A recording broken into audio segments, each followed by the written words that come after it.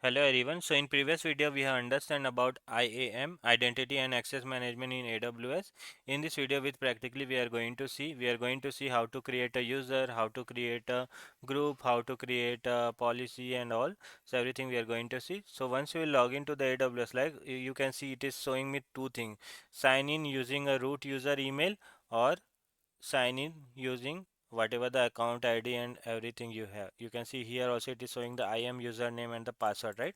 But as once you'll create your AWS account, right? Till now what actually we are doing, we are using a root user email. So let me log in with the root user email, then we will come to this IAM user.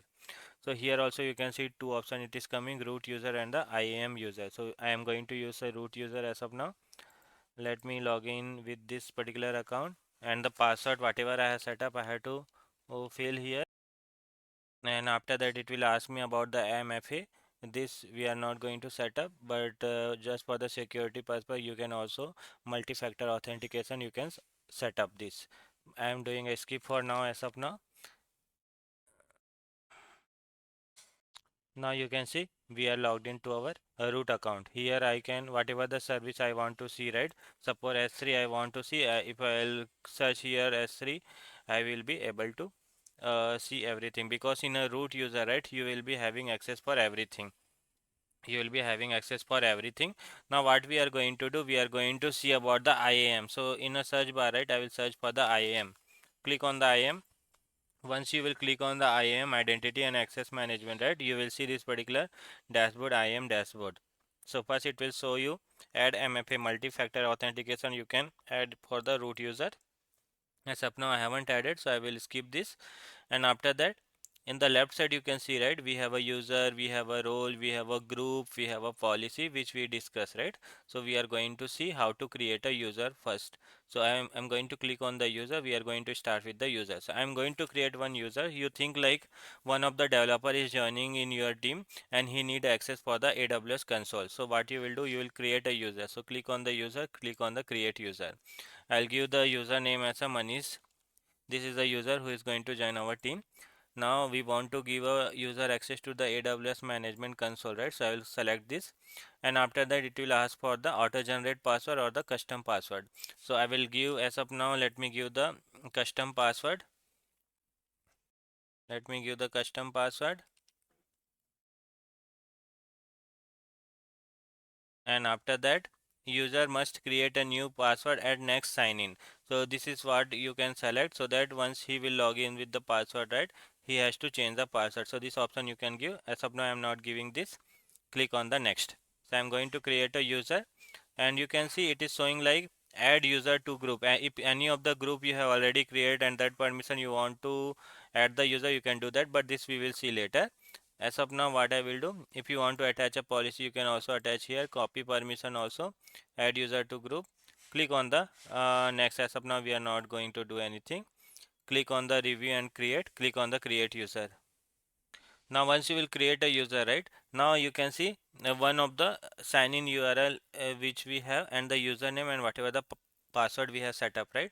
Now what you will do, this particular URL, right, you will share with your new developer so that he will be able to log in. So once he will click on this particular link, right, it will open the sign in where account ID is already mentioned, and the username, whatever the username we have set up, right, that username he has to enter, and whatever the password he has set up, that he has to enter.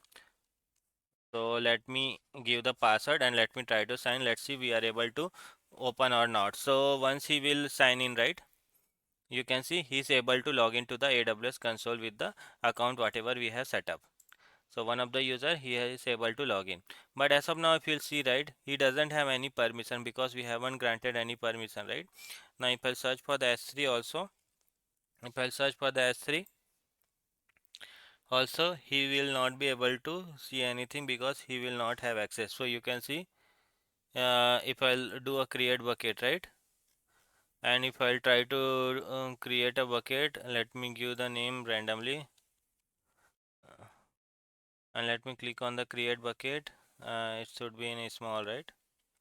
Let me click on the create bucket. Let's see whether he's able to create or not. Failed to create a bucket because he doesn't have a permission. So even if this user want to see a EC2 or other services, right? If I'll click here, he will not be having any kind of the access. So you can see access denied and all. As of now, we have created a one developer, one user, and we have given a link. He is able to log in, but he doesn't have any permissions. So like that, actually, we can create a user. Now let's see how to give a permission. So because this is the user, right, I want to give a permission to this user. So if you click on the user, right, whatever the user, here I have created one user. I'll click here permission. Here you will get one option, add permission. Click on this add permission. So this option, while creating a user, we saw, right? So click on the attach policy. Now here we can give, we can attach any kind of the policy. Suppose I want to give Amazon S3 full access to this user, or I want to give EC2 full access. So whatever the access you want to give, right, you can attach that. Click on the add permission. So as of now I have given Amazon EC2 full access, S3 full access.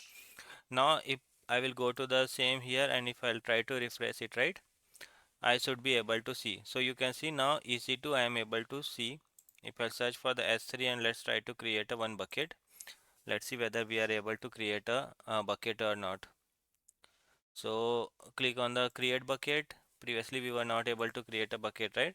Let me give the random name and click on the create bucket. Let's see whether we are able to create with this particular account or not. So you can see this particular user is also able to create a bucket because we have given a full access to this user. Even for the EC2 also we have attached the access, right? So EC2 also he will be able to see. He will be able to launch an instance and all. So like this, actually we can we can create a user and we can attach a policy to this particular user. Now let's see about the user group. In user group, what generally we do, we will create one group, we will attach a permission to that particular group only.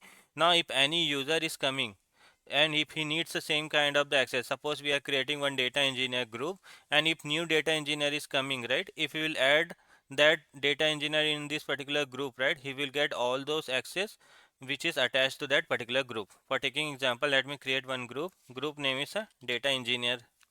This group I am creating, data engineer, one group I am creating. In this data engineer group, what actually I want, if you want to add any user, you can select from here, and whatever the access, right, suppose I want access for the S3. For this group I want to attach a S3 full access. I want to give them a EC2 full access, Amazon EC2 full access, and also for this user I want to give them a lambda. So whatever is required for that particular group, right, let's add everything. AWS lambda full access. So this is a 3 access I am giving. Click on the create user group. Now you can see one data engineer group we have created, and here we have added the one user also. Means this particular user will have all those permission which is attached to this group. So this EC2, S3, lambda, all this access this user will have. Now if suppose new user is coming, right, now suppose you are creating a new user, name is Ram. You click on the next, uh, previous, provide AWS Amazon access. Let me give the custom password to him also.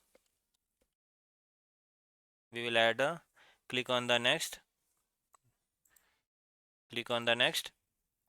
And if you want to add the user to the group, right, so what we will do, I want to add this user to this data engineer group.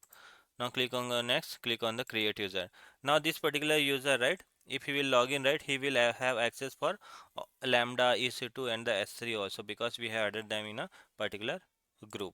So like that actually we can do that. So I hope you got the idea, like how to create a user, how to create a group, and how to attach a policy. In next video we will try to understand more about the roles and the policy.